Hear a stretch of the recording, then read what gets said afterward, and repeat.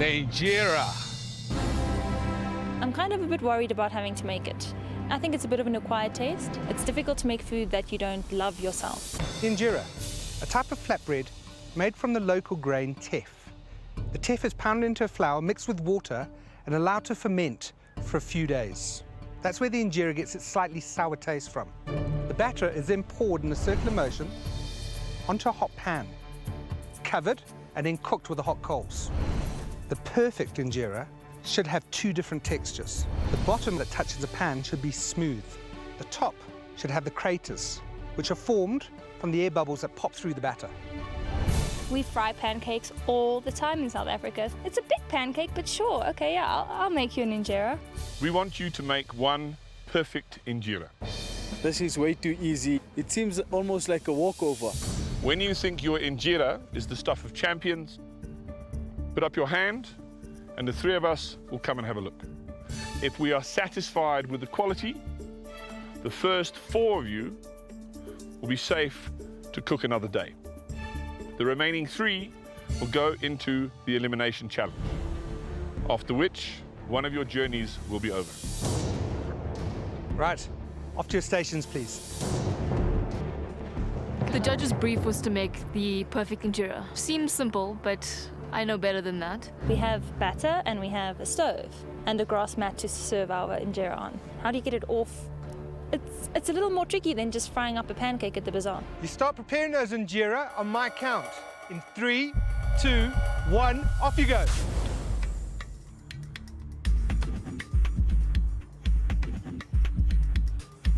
Trying to figure out how I'm going to work with the oven, how I'm going to pour this, you know, just to try and get my steps in my mind, knowing how I'm going to get this perfect injera done.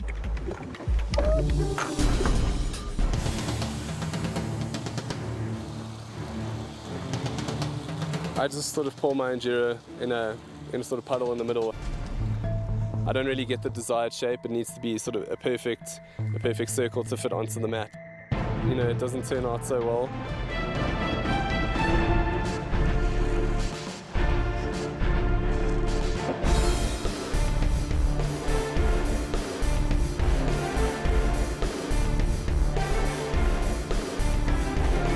I forgot about it being a perfectly round shape.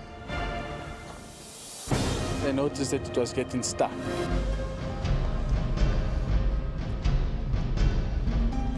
How on earth am I going to get this off? The first pancake is a complete flop. Okay, so this one didn't work out. It just gets stuck. I make it too thin because I'm used to making crepes. I actually just take the lid from the stove and I start scraping it off to get it clean.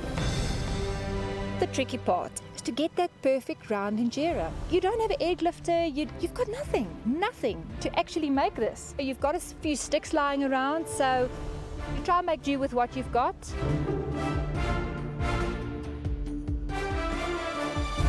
Guys, I'm starting to notice a lot of the contestants are pouring the batter on and they're not getting it even. The other thing I'm noticing is a couple of them are just pouring in the middle. They need to get it the size of the mat on their stations, otherwise they're going to have to redo it till they get it right. And the way the locals do it here, they pour the batter in a circular motion starting from the outside of the pan so that it levels out. Then you're going to get that round, perfect shape. They're using sticks to try and get it off. The locals don't use sticks. You either use your hand or you can use the grass mat that we've provided.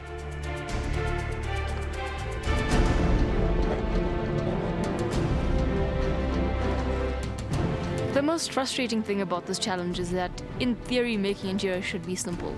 It's batter on a hot plate. I wanted it out of my face and to get on to the next one. Go, Karen. Careful, careful. It needs to be perfect and it's tough. Good. Let's see if it's perfect.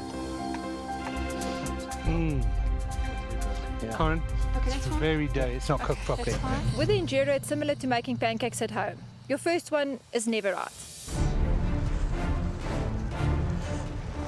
It's not becoming circular and it's burning and it's hot and it's sticking and it's not going right. This is not as easy as it looks. It's hot, my fingers are burnt, things are getting stuck. It's not fun. Everyone has kind of reached breaking point, I think.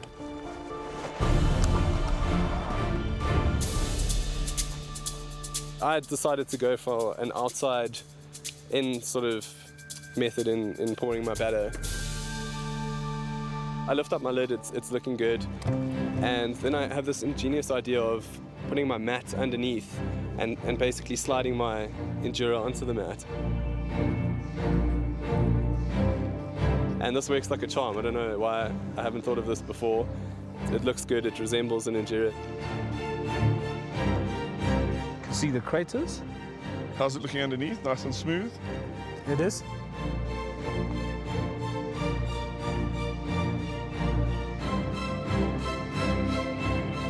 Jason? I think you got it. Safe, dude. Well done. Thank you very much. We have the first one that has made a perfect Injera. Jason. It feels incredible being able to recreate something very traditionally Ethiopian and do a fair job to the judges' satisfaction. You know, it just made me feel really good.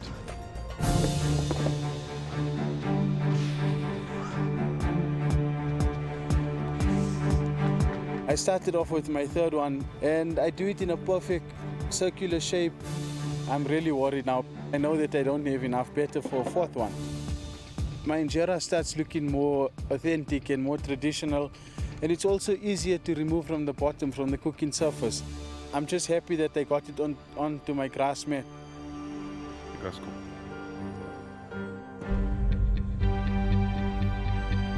That's nice.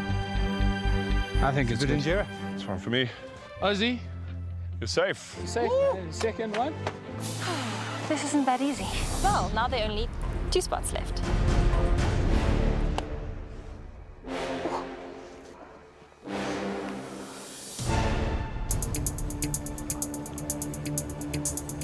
I get one off that hasn't gotten stuck, call out my name. I'm happy. Good Injera. Well done, Leandri. Thank goodness. I could just stop burning my fingers. I was just grateful. Carmony, Celine, Corin and Tyron, we are looking for one more perfect Injera. I'm very frustrated trying to get that last spot in because I'm not even getting close, just not close enough to be an Injera that would be acceptable in this challenge.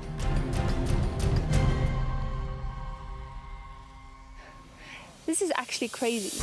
Good girl. Oh, you're a boy. Good little boy. I just decided nothing else has worked so far. I'm going to talk to this thing like it's a plant. Come on. There we go. Come on. I'm starting to lose my mind at altitude. You can actually see everyone is on edge.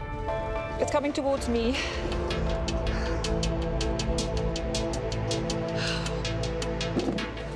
Come on. I'm getting so frustrated because it's so close. Oh, no, no, no, no, no.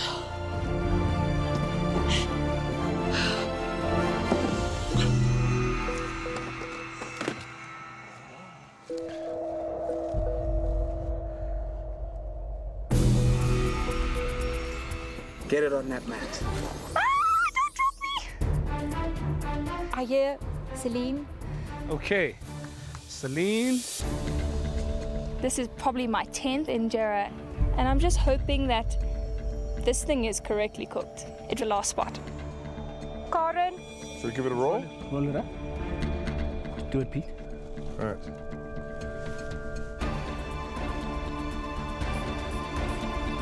I reckon that's good enough to put it in the basket. You're safe. Contestant Celine has taken that last spot in the safe zone. Well done, Celine. You did it. Off you go. Go join Ozzy, Leandri, and Jason in that safe zone. Well done. So I'm relieved that I can make a big pancake, but I feel really, really guilty because I took the last spot.